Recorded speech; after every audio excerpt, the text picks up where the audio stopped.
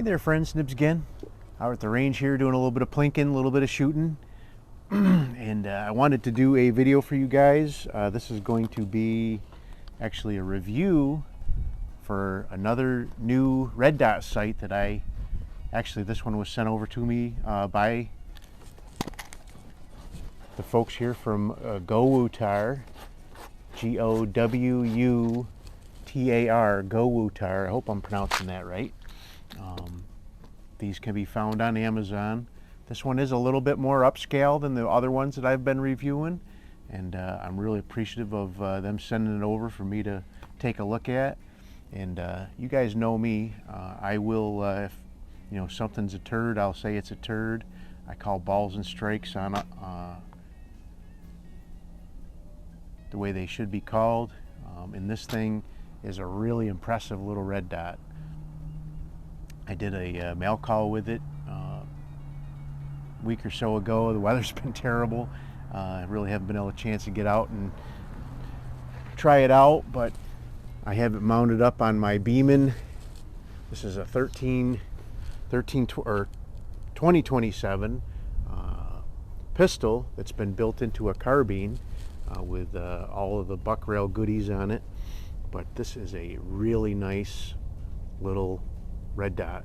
I'm sure it's probably intended to go on a pistol, but I thought it would be really nice to put on this little Beeman carbine. So some of the features of this thing that really kind of set it apart from some of the other ones that I've been getting recently is it's so tiny for starters. It's probably a good third smaller than the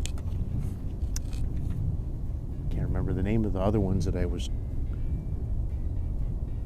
playing with, and I really like those other ones, but this one has sleep mode and it has shake awake, and I'm not going to keep you guys on for that to demonstrate that, but I have tested that numerous times, and it says in the manual that it goes to sleep after 4 minutes.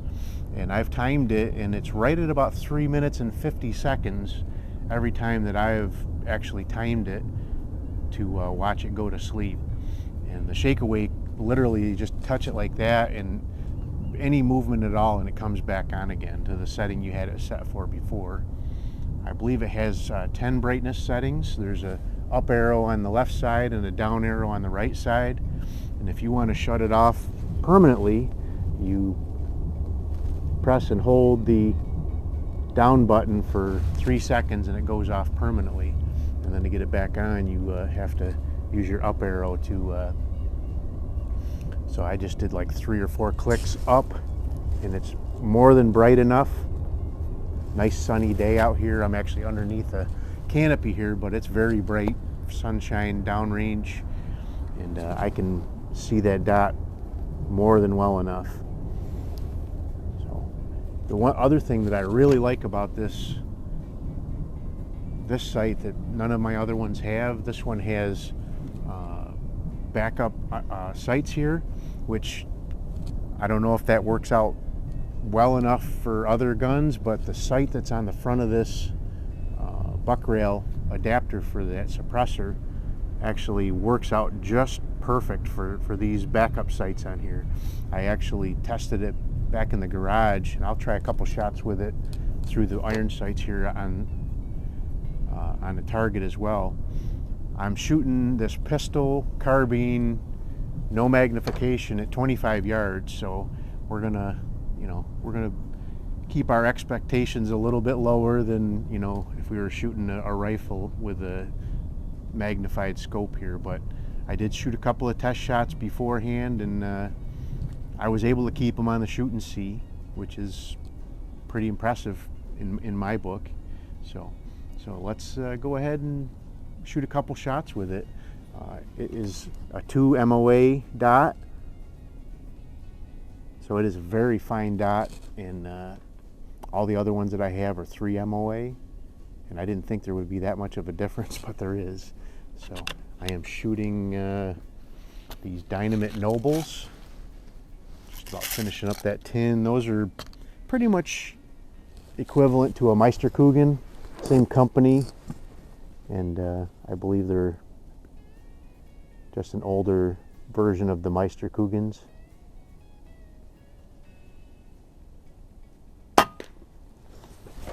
This thing is whisper quiet with that buck rail. This is a new design that Terry just came out with, a little bit larger, a little bit more volume in those baffles, and he's sending them over with these.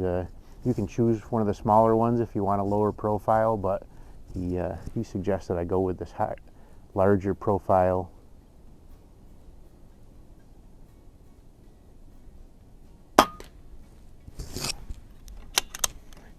So far it's actually doing better than it was when I was testing it. Just, of course, it is breezy out here. It wasn't breezy for those two shots, and now I feel the wind picking back up again, so.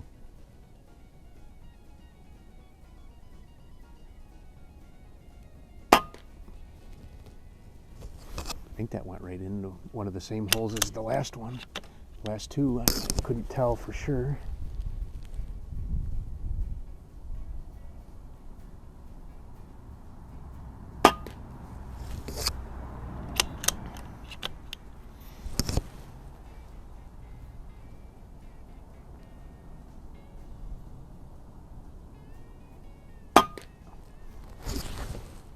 This is one little impressive little combination here, though. Just laying them right in there. That's 25 yards there, folks, not 10 yards.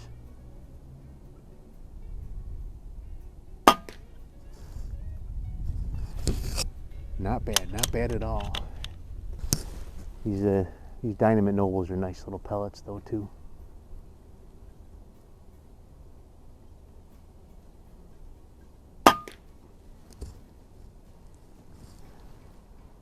I'm impressed with this scope. I'm impressed with this gun.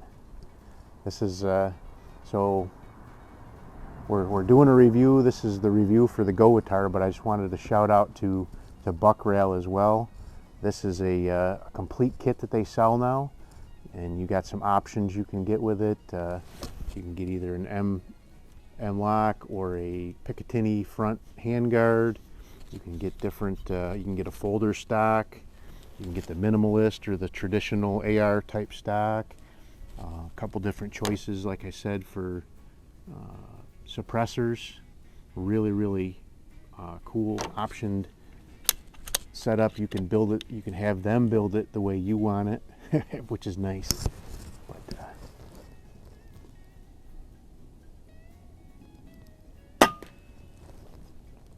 that's for a pistol to be shooting that well at 25 yards. I haven't done anything to this gun other than what the modifications that Buck Rail did to the outer pieces of it. The pistol is still 100% stock. Barely dropped below 3,000 PSI with all those shots. So anyway, so the price point on this one, as of today, this is April 7th, on Amazon, these are running about $118.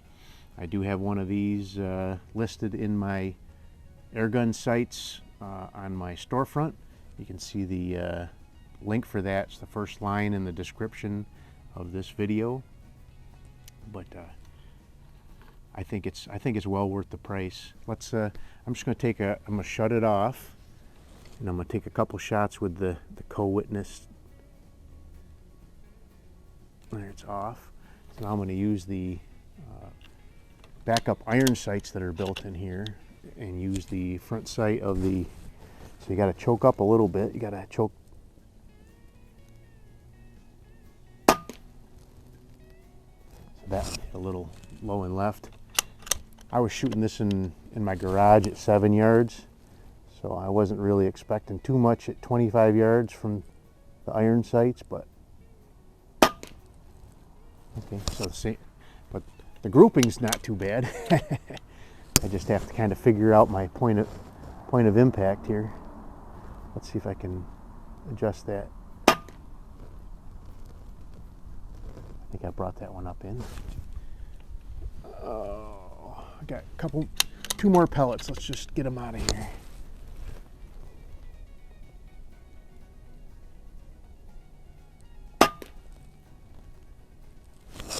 Yeah, I can see where they're going almost into the bullseye.